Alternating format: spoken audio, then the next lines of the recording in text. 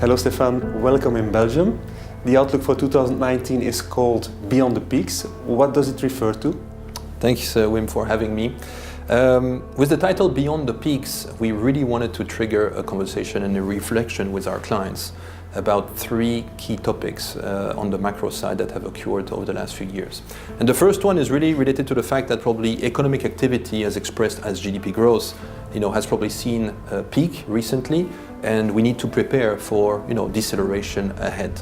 To the same token, we can say that probably earnings, corporate profitability around the world have probably peaked as well in terms of growth, and we need to live with less earnings growth in the years to come. And last not least, of course, a very important factor for the equity positive markets we've seen over the recent years is the liquidity provided by the central banks that probably as well has peaked and will now move into a more contraction environment. So the combination of these three peaks somehow have clear consequences about how the portfolios should be constructed, and this is what we wanted to trigger with this somehow provocative message. But beyond the peak is not necessarily the abyss, but we believe there is deceleration.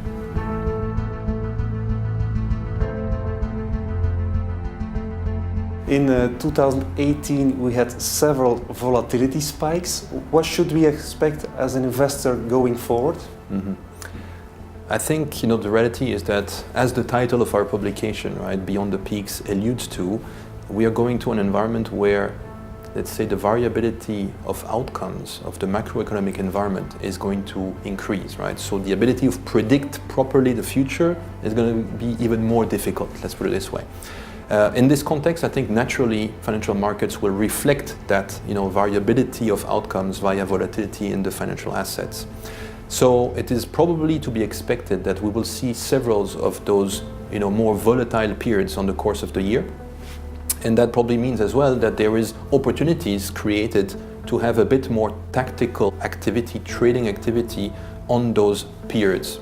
And I think that's probably one statement we would make, is that this is an environment that probably is less strategically constructive, but more opportunistic in terms of market sequences.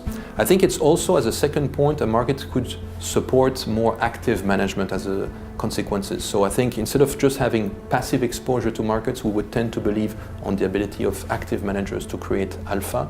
I think the last message I would like to share is that more volatile environment does not necessarily mean weaker financial markets down the road. I think history has told us that the later phase of the cycle that we are basically moving towards is still able to remunerate the risk taken by the investors, despite the fact that probably the volatility increases, and hence probably the ratio of risk and reward tends to deteriorate.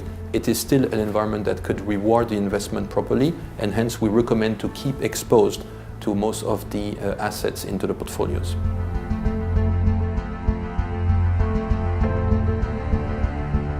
Given this economic slowdown and volatile environment, how would you structure the portfolios and what are your strongest convictions?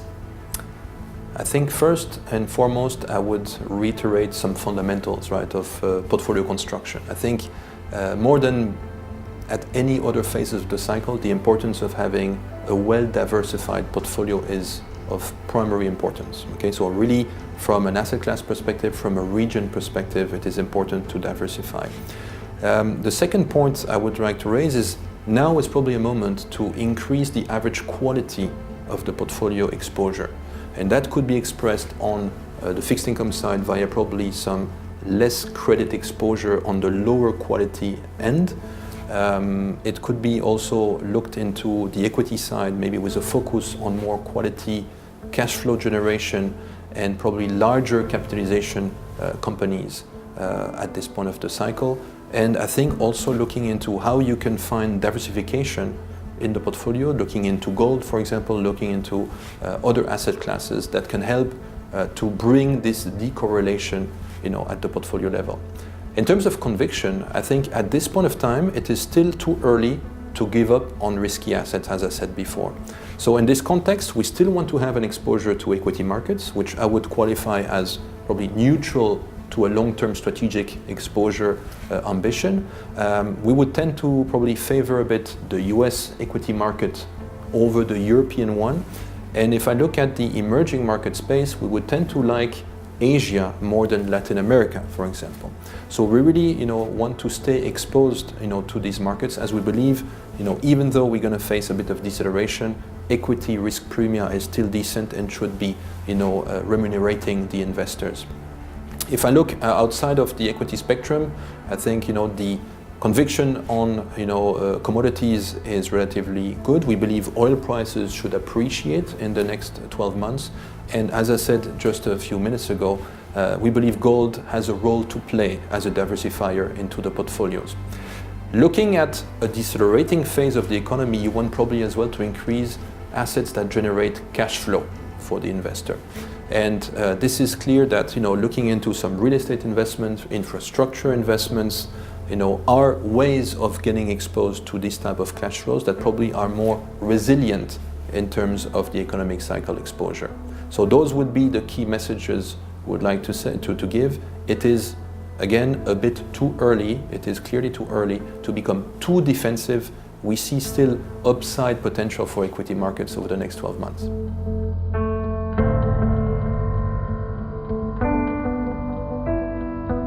What is the long-term investment theme that you would put forward for 2019? The theme we want to put forward for this year is ESG. It is environment, social and governance aspects to be put at the center of selection of your investments. And the reason we are talking about this theme this year is we believe there is on one side a growing awareness and need from a part of the population to invest also according to their philosophical reflections, right? So I think this is an alignment between thoughts and investments. And at the same time, there is a growing need of capital and investments, to fulfill those ambitions. If we look at the United Nations, long-term, let's say, social, development program thoughts that they have, they definitely need a lot of investments also, in order to succeed in that side. So ESG investment is not only about feeling good, it is also strongly believing that companies that put ESG considerations at the heart of their strategy will deliver better operational results and hence should be rewarded by the markets as well. So we're moving forward, right, in that reflection, and it is also very clear that regulation is going to push investors into that direction in the years to come. So those various aspects, I think, are one very strong fundamental about the reflection on ESG. And then another element I would put to the forefront is that ESG investing is no longer, we believe, associated with a performance, let's say, negative element. I think this is really a message we want to give, that today ESG can be bringing more performance to your investments rather than detracting on performance. And I think we have now enough years of data in order to support the case that ESG is basically also be seen as an enhancer going forward of returns.